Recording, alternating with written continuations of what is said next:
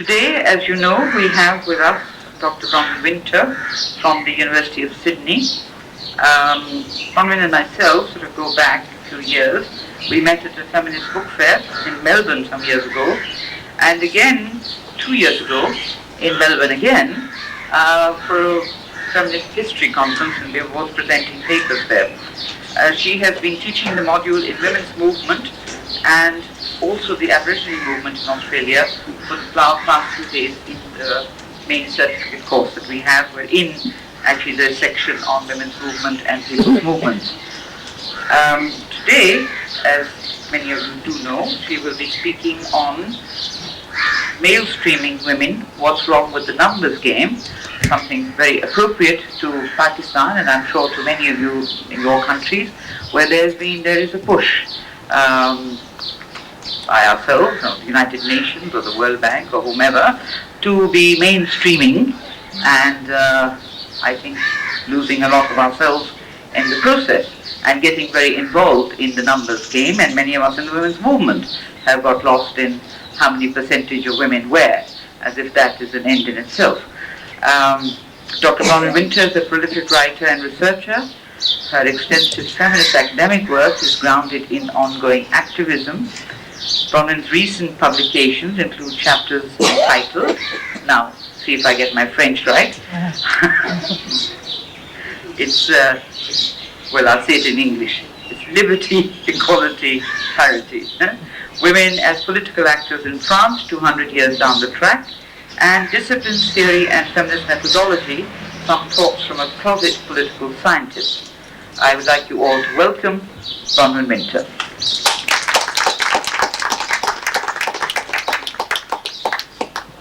Thank you. Thank you, Nikat.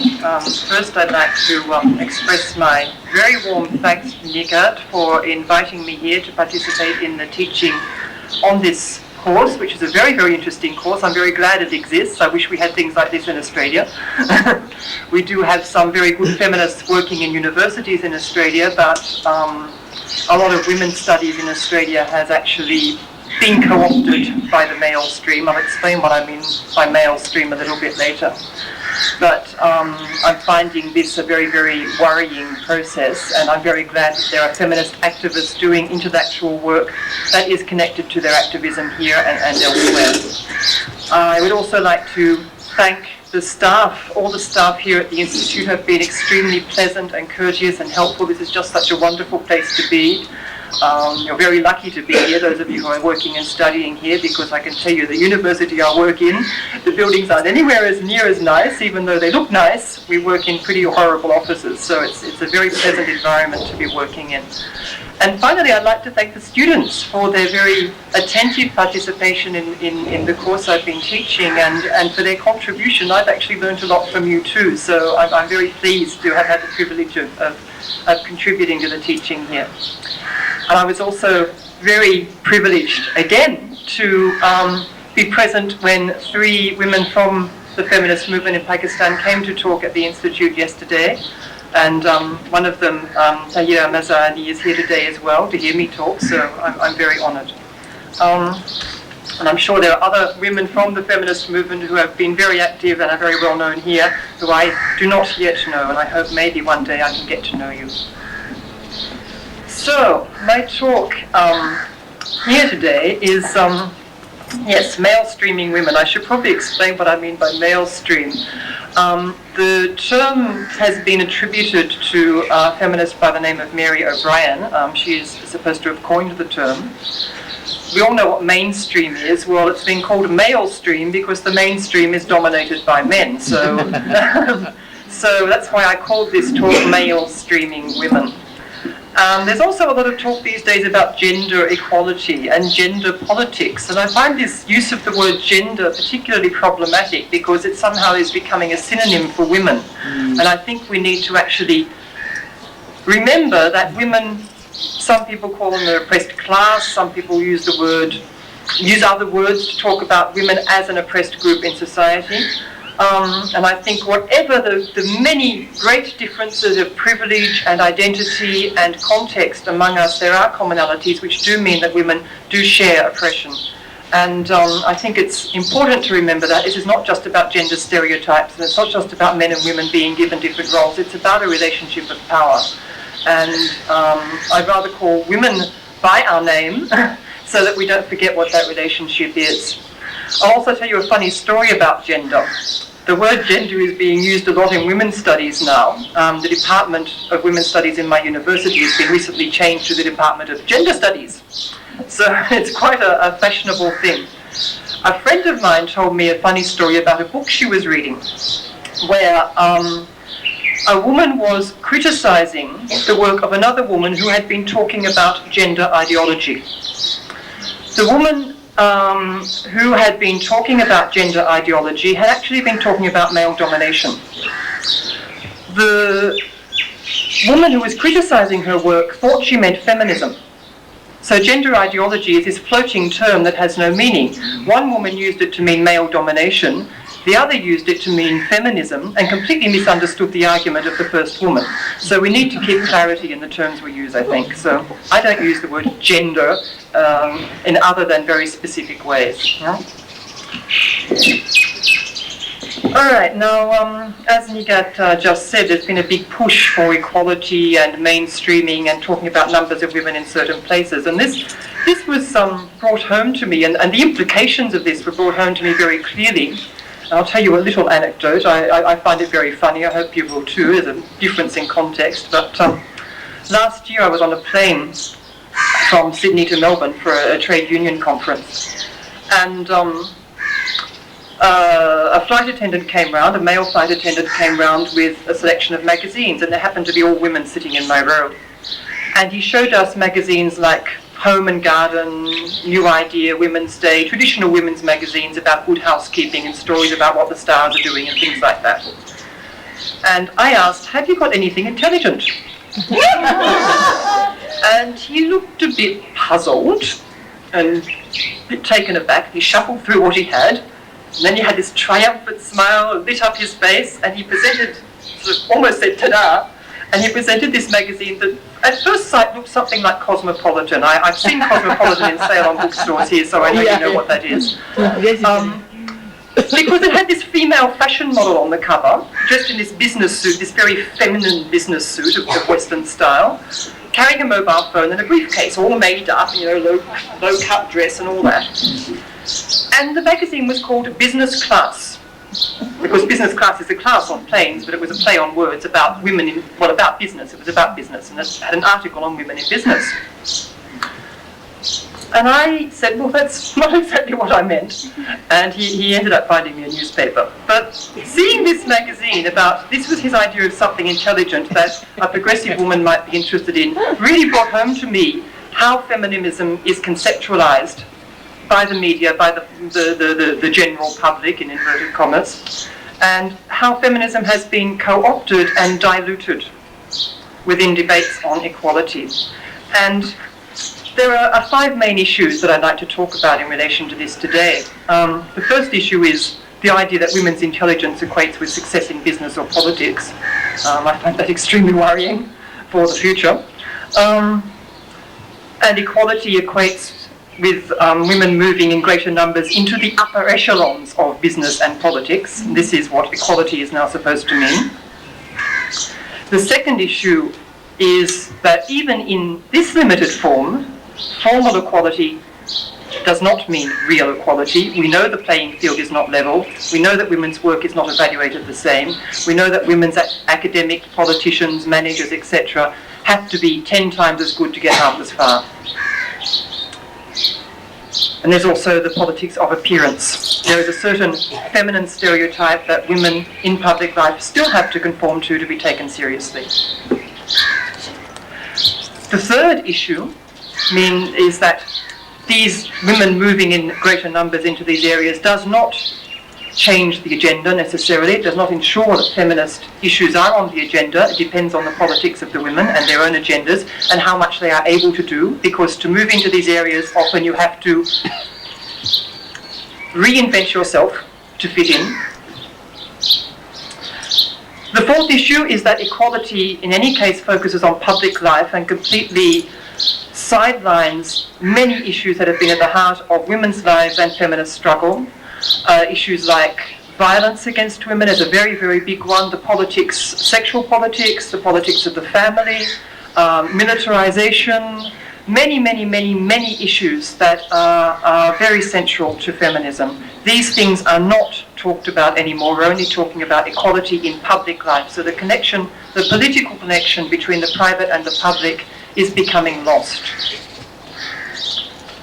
And finally, there is this very curious assumption that the main goal of feminism is to have more women doing what men do, rather than questioning whether it should be done in the first place.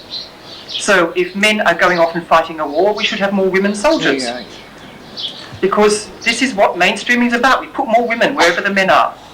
Rather than thinking, well, perhaps we should remove the men and destroy the institution.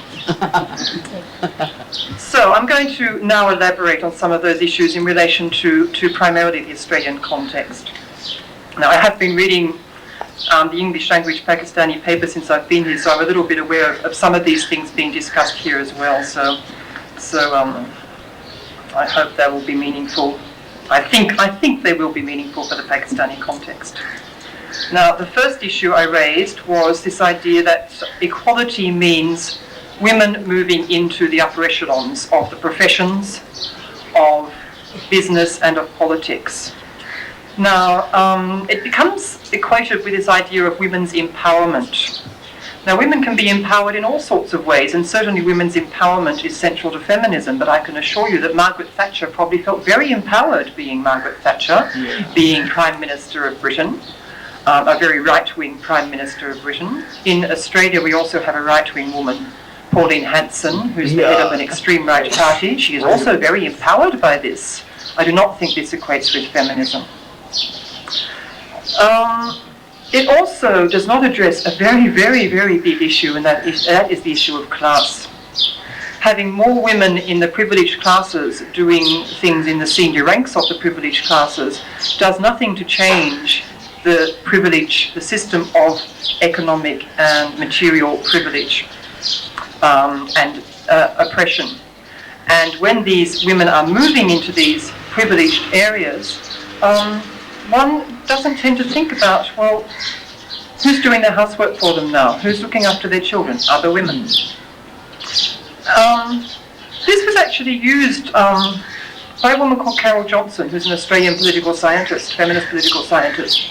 She wrote an article that was published in an international journal called Women's Studies International Forum. I forget which year it was published. It was a couple of years ago, I think. She argued that feminism and capitalism are not incompatible. She argued that feminism and capitalism can coexist because, and she was critical of this, because women can move into equality, in inverted commas, in these positions in politics and business and positions of power. This does not change class oppression. I perfectly agree with that. However, I do not think that what she called feminism is feminism. I think what she called feminism is a limited definition of anti-sexism. I don't think feminism is as limited as that, or at least not the way I think of feminism. So I don't think feminism and capitalism are compatible. I don't think you can be, say, you're feminist and capitalist, although some women do. Certainly we have to work in the society we're in, and that means that often feminists start businesses to do feminist work. Or create alternatives for women, or to give women an income, and I perfectly understand that sometimes those are the only possibilities we have. This does not mean that that's our goal. This does not mean that long term this is what we want, that private enterprise is the way to go. So I'm very concerned about this shift, that somehow feminism is now becoming compatible with this sort of class oppression and capitalism, and we don't talk very much about class anymore. We never talked about it as much as we should have, but we're hardly talking about it all, and certainly not in the media. And although feminists and even the trade union movement now in Australia are starting to take the issues of women and class quite seriously, over the last few years she's just resigned and been replaced by somebody else. We have a national council of trade unions called the Australian Council of Trade Unions, ACTU. And they're a federation of trade unions, if you like, a national coordinating body. And the president of the ACTU, up until quite recently, was a woman called Jenny George, who is very, very respected among feminists. And during Jenny George's presidency, the union movement started taking on issues like women outworkers. Outworkers are people who work outside the factory, who work in their home. This is usually the clothing industry we're talking about here as far as women outworkers are concerned. And it's a very, very big problem in Australia. They're usually Asian women, surprise, surprise, because most of the recent immigration to Australia is Asian. And they're women who are basically very, very isolated, not at all unionised, and very, very, very, very exploited. The union movement is now starting to address issues such as these, and it's taken them a very long time, and it had to have a woman president for it to start happening. So these issues are being addressed by feminists, they are being addressed by trade unionists, but what is happening in the media, which, as you well know, is a very, very powerful manipulator of public opinion, and what is happening in Parliament is that this is not being addressed. This is not being considered a feminist issue. When class is talked about, it is not being related to feminism. And even when we talk, I've been to meetings, I went to the sub-regional coordination meeting for preparing the Beijing +5 conference. You know that this year in New York, right now actually, at the moment there is the Commission for Status of Women happening in New York to prepare the Beijing +5 conference, which is the conference for 5 years after the Fourth World Conference on Women. That's happening in June in New York. I will be going to that conference, and I was in the sub-regional preparatory meeting in Sydney last year, and there was a workshop, and there were 12 critical issues that have been identified, and one of those critical issues is women in power and decision making.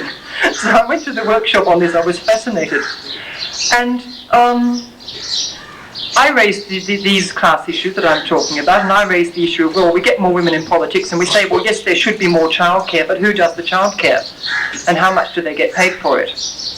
Again, it's other women servicing the work of women. Now, while, yes, that may be necessary, you know, you need people to do the cleaning, to clean up the rubbish, to clean the toilets, to manage the infrastructure, to look after the children, etc. If we don't talk about who does this work and how much they get paid for it, I think we have a bit of a problem. And if we don't talk about sharing the work, we have a bit of a problem. So we're just transferring oppression from one group of women to another group of women, and it does not solve the problem of women's oppression. So that for me is a very big, big problem in all these equality debates. Another big problem is that outside professions and outside politics and academia, women and men in any case do not get the same rates of pay. A female carpenter or welder who works in male industries may get the same rate as the men. A woman who works in a clothing factory will get much less. A secretary will usually earn less than a male office worker. A nurse will earn less than male health workers very often, because the profession, in feminized professions, women are not earning as much as men. While we have formal equal pay in Australia, and this came down a very long time ago, there were two important cases in 1969 and 1972 in Australia. We have formal equal pay. We even have the concept, it's sort of been forgotten, but it actually, even an arbitration commission decision, industrial relations commission decision, that we have equal pay for work of equal value. That is a concept. It has been made an industrial concept in Australia. The concept is not often used today, and women's pay is still about 70% of men's pay across the board. So when we're talking about equality, we are talking about equality for whom? We are talking about equality, once again, for the most privileged classes. And this is the second issue, even these privileged classes are not playing for equality on a level playing field. I'm an academic. I am a level B academic. Now, a level B is pretty low on the academic scale.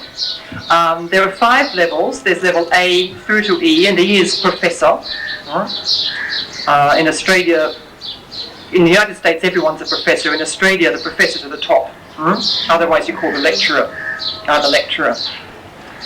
And above that you have the deans and the vice-chancellor and so on. So I'm second from the bottom in the academic run.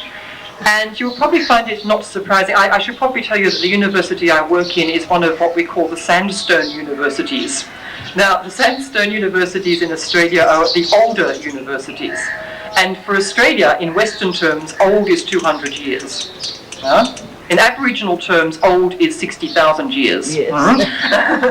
But in Western terms, old is 200 years. We're a very young nation in those terms.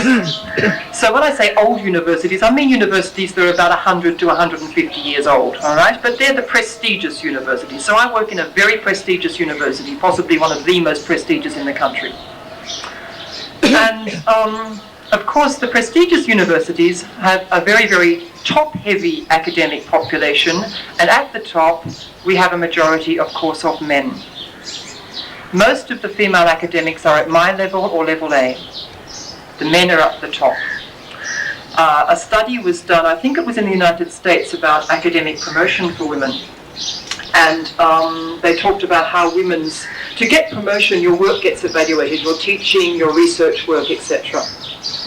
And some research papers published in prestigious academic journals were shown, it was an experiment that had been done by some social scientists.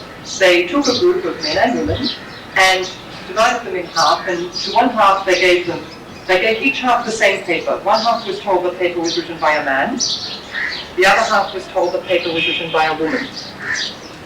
Guess which half gave the better evaluation?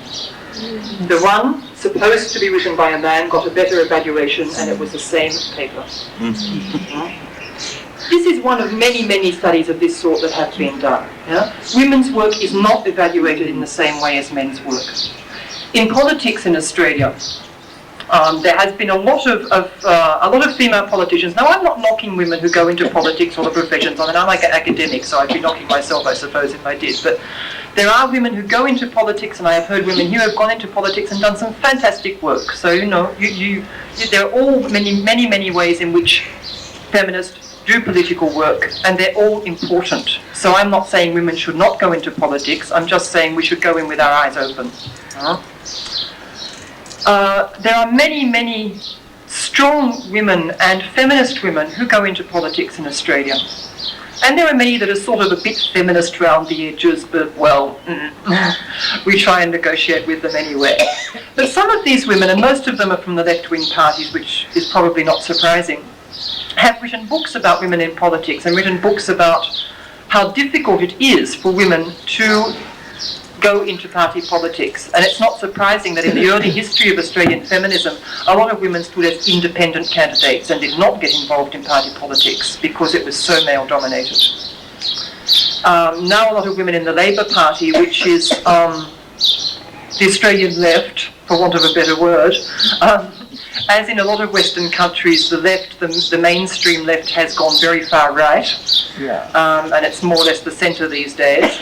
However, the Labour Party does retain some vestiges of a commitment to social welfare and some sort of egalitarianism. And there are a lot of very, very good women who fought very hard for women's rights in the Labour Party. And some of them have written about their experience. They've written about how when women have moved into politics and contested seats, they have been given what we call unwinnable seats to contest. An unwinnable seat for I don't know what the electoral system is here, but in Australia we have a two-tier government with an upper house and a lower house. And the lower house is a candidate per electorate. Now, some electorates are marginal. Some electorates are very safe Labour seats. Labour will always get in because it's a working class area or whatever. Some seats are marginal. Sometimes they go to the Liberal Party, which is the right wing. Sometimes they go to the Labour Party. Often women are sent to contest these seats, these very difficult seats. There was actually a story, I think it was in the 1980s, of a Labour Party woman who contested one of these very marginal seats, helped Labour win the election,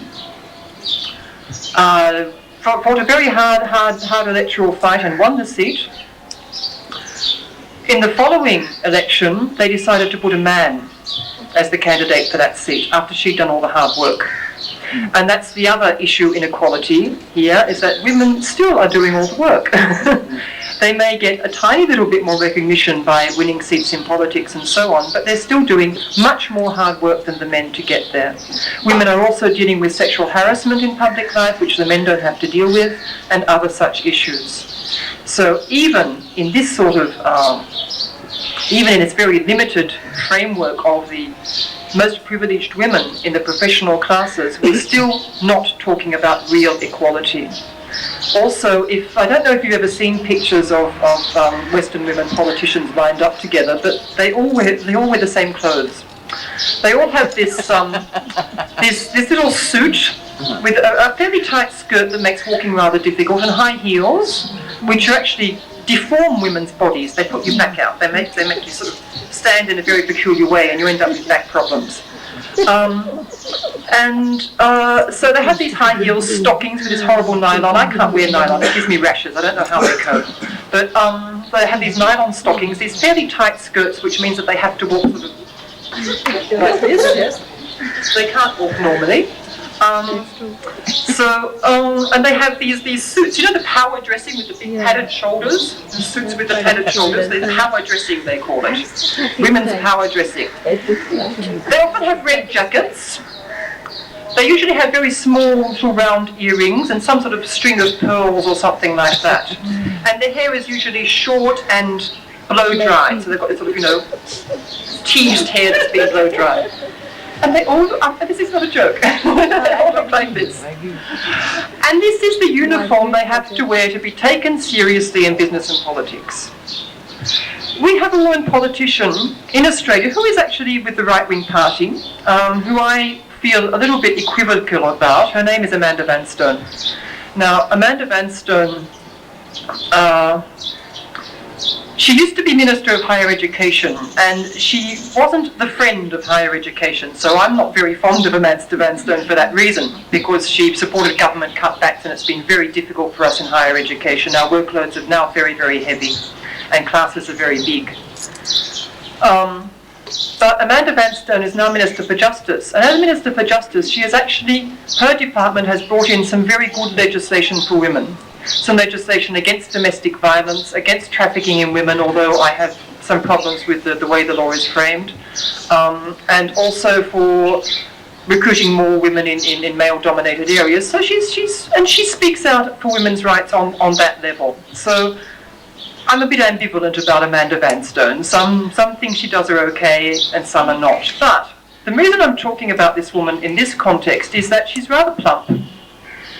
And she wears these very unfashionable clothes that I think are actually quite ugly, but, you know, that's her choice. They're very baggy and they have big flowers all over them, and they're not this sort of little tailored suit that most of the politicians wear. You know, and people say she looks daggy, and daggy is an Australian word for not looking very nice, not looking very fashionable, looking untidy, yeah? So people say she looks daggy, and they make fun of her because she's fat and because she doesn't wear the uniform. So I think, well, good for her. She doesn't wear the uniform. I don't like her clothes, but she does, and she's comfortable in them, and that's what she chooses to wear. Well, good for her. But she is made fun of and trivialised because of her clothing. And the problem is not her clothing, the problem is her politics. Now, the third issue in all this equality stuff, of course, is, well, which women do you put there? Now, it's very fine, I mean, to say, for example, we can talk about, let's take, for example, the extreme, which is the One Nation Party.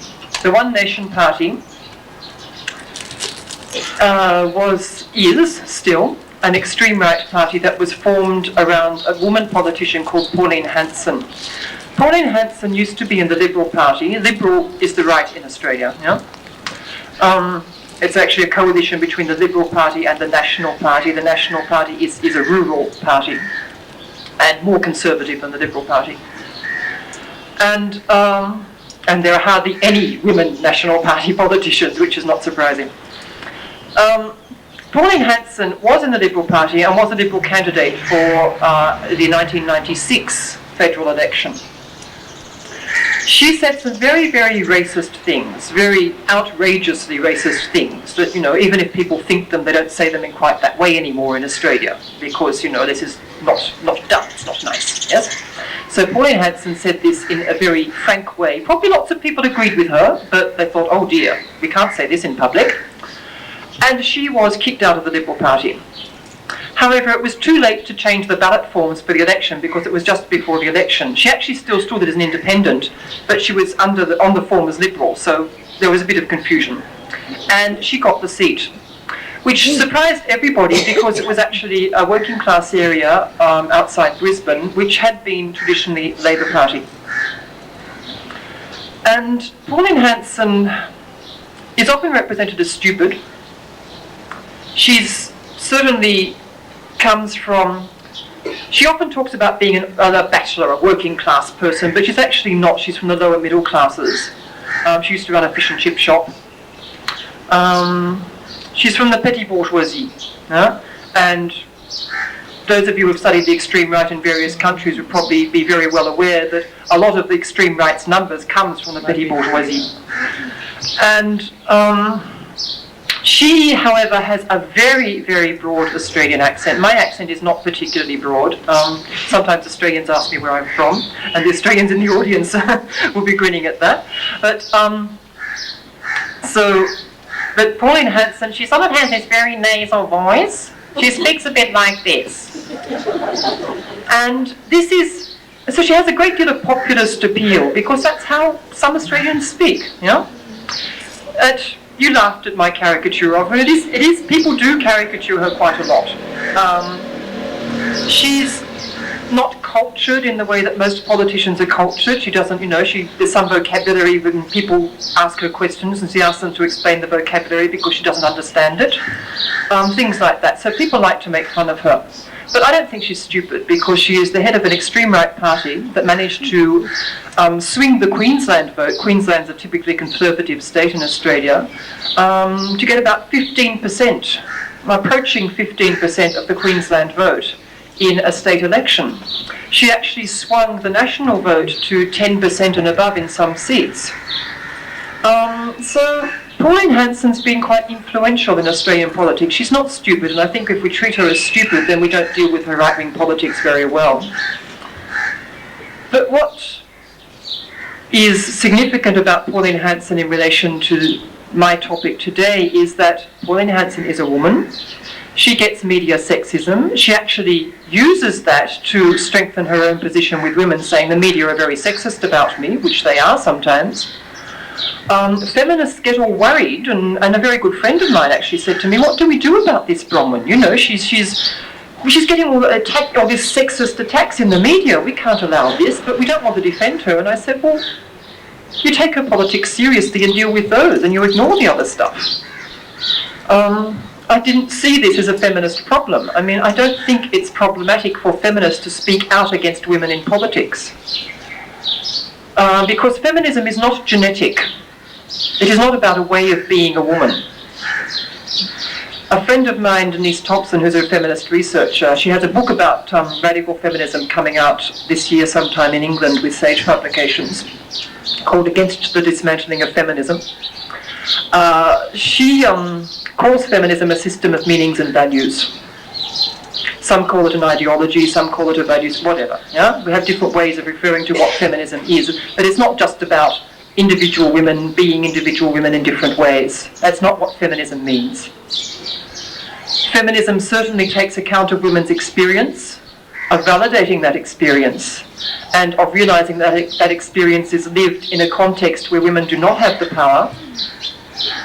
Even Pauline Hanson is still in a patriarchal system. However, feminism is a system of meanings and values, and it would not be a feminist act, and no one in their wildest dreams would consider voting for Pauline Hanson to be a feminist act. Now, unfortunately, this particular insight, which is not a particularly profound insight as far as I'm concerned, it's fairly self-evident, seems to get lost when we're talking about equality in politics. We're talking about women moving in greater numbers into politics, or business, or academia, or the law profession, or medicine, or engineering, or whatever. We don't talk about women moving into equal numbers in street cleaning, for example. I find that interesting. But we have this equality thing about, well, we'll get more numbers of women in there and that will fix everything up and then women will be equal and that'll be okay and we can stop talking about it. Now, that's perhaps a rather schematic representation, but that's basically when you read what women are writing about this, not women, what the media are writing about this, what politicians are saying about this, that's basically what it comes down to. And all this stuff about mainstreaming. Now I've got Unifem documents here about mainstreaming and what it means. And there are women within the United Nations that are doing very good work and trying to work very hard for women, and I don't discount that work at all. And I know that for a lot of NGOs, lobbying by the United Nations and getting decisions in the United Nations helps them also put pressure on their own governments. So I'm not knocking that. However, this whole idea of we'll just move women in and that will fix things up seems to be a rather limited way of looking at the world. Certainly there is a reasonable amount of evidence to show that once you get a certain number of women moving into an area, that creates a critical mass. And the culture of the particular area women have moved into will start to change. And that has been demonstrably so in politics in Australia, where women are now overall about a quarter of the politicians in Australia, which is pretty high. There's not many countries where women are more present in politics. It's over 30% in the Senate. And there is some evidence that politics, the way politics happen, the sessions, just very simple things like parliamentary sessions going through to midnight or 2 a.m. when women have kids to look after. That's starting to be questioned and starting to change. That's all very nice for their working conditions, but it doesn't actually change much beyond that. At the same time, there are more women's issues. I talked a moment ago about Amanda Vanstone, who I would call a right-wing politician. At the same time, she's taking women's issues seriously. Yeah? However, Amanda Vanstone, in her party, there is another woman called Jocelyn Newman. On International Women's Day, Jocelyn Newman runs the Office for the Status of Women nationally in Australia. On International Women's Day, last year, Jocelyn Newman celebrated women who served in war. She unveiled a memorial to war. I think Jocelyn Newman would have liked to have been Minister for Defence, but she got the women's portfolio instead, which has been most unfortunate for feminist organisations in Australia, because many feminist organisations that relied on the very small amount of government funding they got to do some of their very important political and solidarity work have now been defunded. And most of the very small amount of money that's available for women's organisations has gone to fairly male-stream women's organisations, to the Business and Professional Women's Association of Australia, who is marginally pro-feminist but still fairly male-stream, to the Young Women's Christian Association, and to another group of that ilk. Yeah? Those three groups have got the main government funding. Feminist groups like the Women's Electoral Lobby, which is not the most radical feminist group in Australia, but has been a very important political lobby group on the Australian scene. And the National Women's Justice Coalition, for example, received very little money at all, and were not going to receive any at the beginning until protests occurred. Now, Jocelyn Newman is an empowered woman, a woman in Parliament. Supporting women because they're women is really pretty meaningless. Michel Ledoux, a French feminist, talked about representation, women's representation in politics, as if it's some sort of performative thing. You know, you perform being a woman in Parliament, and what does that mean? It doesn't mean very much when it comes down to it. If I had to choose between Jocelyn Newman and a male Labour Party candidate who was outspoken on welfare issues, I know who my vote would go to. It would not go to Jocelyn Newman. So, and I'm really insisting a lot on that, because even feminists, there's a marginal party whose importance is more symbolic than anything else in Australian politics called the Australian Women's Party. And there are feminists involved with that party, and they've said we should get women into government in all the parties because strong feminists exist in all the parties. Now, even they are saying it. Now, I don't quite agree with that position. I'm not saying that all Labour Party women will be feminist and all Liberal Party women won't be, but I think at least Labour Party women are more likely to have a commitment to social justice. And among the bad lot we have to vote for in Australia, voting is compulsory in Australia. You get fined if you don't vote. Among the very bad lot we have to vote for in Australia, I will pick the Labour Party over the Liberal Party. The fourth issue is that equality focuses on public life, women in public life. Now, this ignores issues, and what's very interesting with this whole mainstreaming thing, is that we're talking about moving women into the mainstream of talking about issues, but at the same time we're still ghettoising women, because we're putting women as somehow separate from the mainstream. We have to move women into the mainstream because women are not in the mainstream. Well, we're not, that's perfectly true, but one wonders if we really want to be in some cases. Equality, in focusing on public life, somehow wipes off any issues that are a specific concern to us. I heard yesterday about, for example, in very great relevance to you in Pakistan, the war in Kashmir, the war with India over Kashmir. Now, this is a feminist issue. It's not just a feminist issue because women's sons are going to fight there. It's a feminist issue because militarization is a feminist issue. Spending money on bombs and guns and not on health and welfare is a feminist issue. Now, those sorts of connections, when we're talking about moving women in equal numbers into Parliament, are not being made. Those sorts of things as feminist issues are not being discussed. But war is also a feminist issue because women are raped in war. Women are brutalized in war. Women become, we've probably heard about the Korean comfort women during the Second World War. You've heard about the mass rape of Bosnian women. In my country, in Australia, during the Vietnam War, Australian soldiers, when they looted Vietnamese towns, raped Vietnamese women. Those issues are not being addressed by the numbers game. More women in Parliament will not necessarily solve all but the most violent aspects of women's oppression. To come back to Amanda Vanstone. There has been legislation in Australia under Amanda Vanstone's auspices on trafficking in women. Trafficking in women in Australia is a serious problem, partly because there are lots of Australian men that run brothels and run sex tourism agencies in Southeast Asia, but also because Southeast Asian women are brought to Australia and sold into prostitution. They're told their immigration will be arranged, they give their passports, they pay their money or whatever, they're told they get a job in Australia and everything will be hunky-dory. It's often men from their own country that are involved in this trafficking. They're brought to Australia, they're told they then have to pay back their fares and they're sold into prostitution. Some of them are extremely young. Some of the women also involved in sex tourism in Southeast Asia, as many of you would know, are little girls. This does not make it worse that it's little girls, but it's pretty horrendous.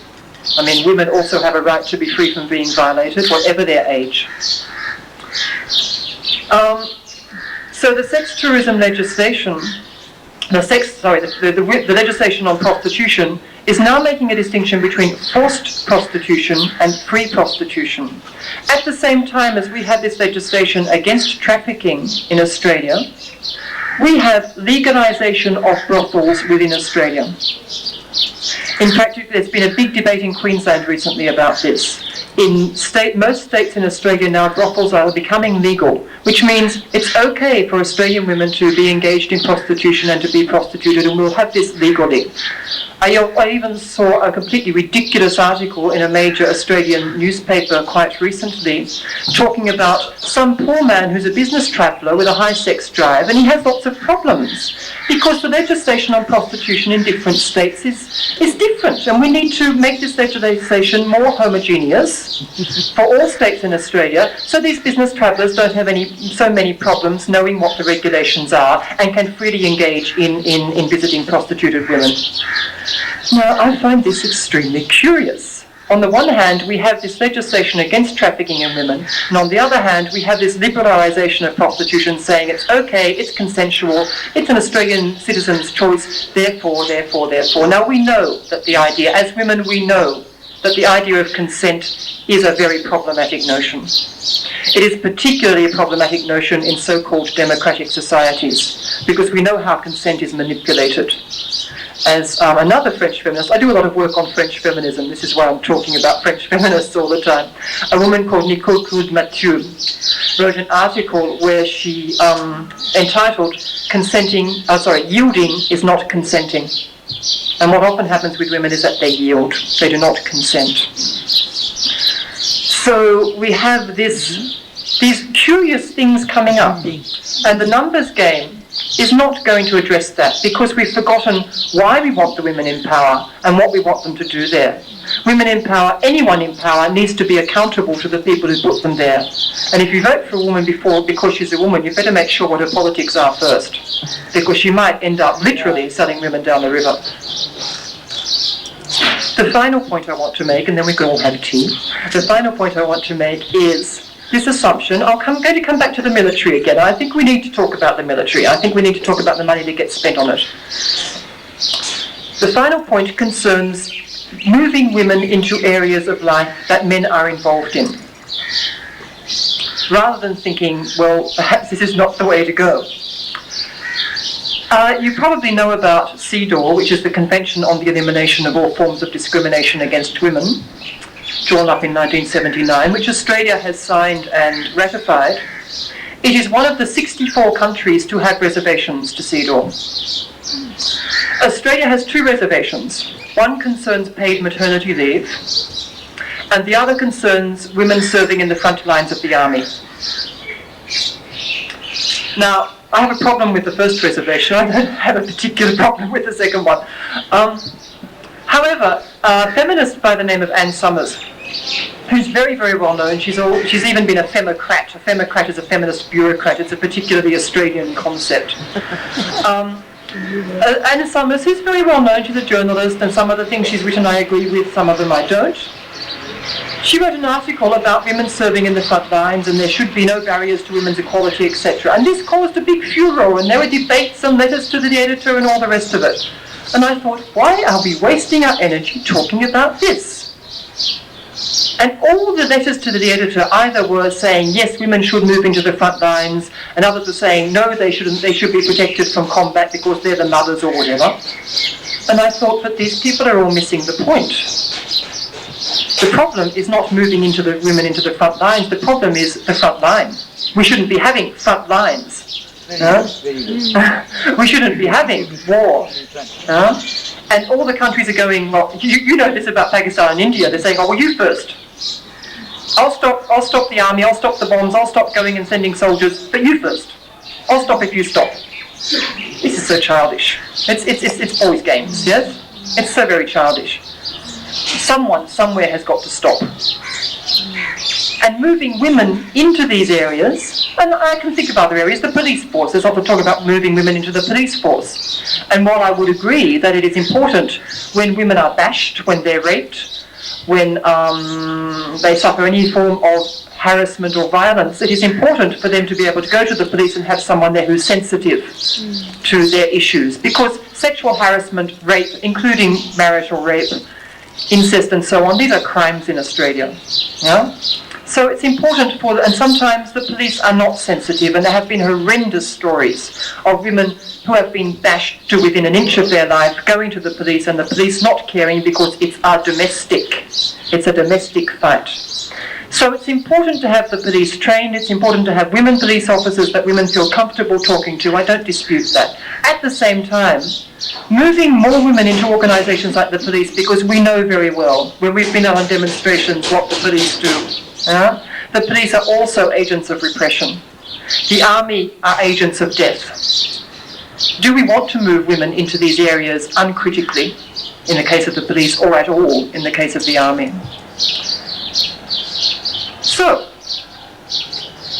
as I hope I have demonstrated, the numbers game is very problematic, and I'm extremely concerned about the sort of co-opting of feminism that is happening at the moment, and co-opting that is happening also in feminists' heads, because I know a lot of very, very strong, good, committed women who are buying into this ideology, and who are strong feminists who have done enormous good for women over the years, but they are buying into this stuff and putting a lot of energy into it, saying we need to get more women into parliament, we need to get more women into the police, yes, women in front lines in the army, this is an important issue. And I'm thinking, but this doesn't make sense. These are intelligent women, why are they buying into this? So I'm hoping that little by little, in fora such as these, in other public fora, that we can suddenly start presenting a different viewpoint, saying, yes, let's move women into some of these areas, but let's talk about which women we move in and what agenda they're defending. Thank you.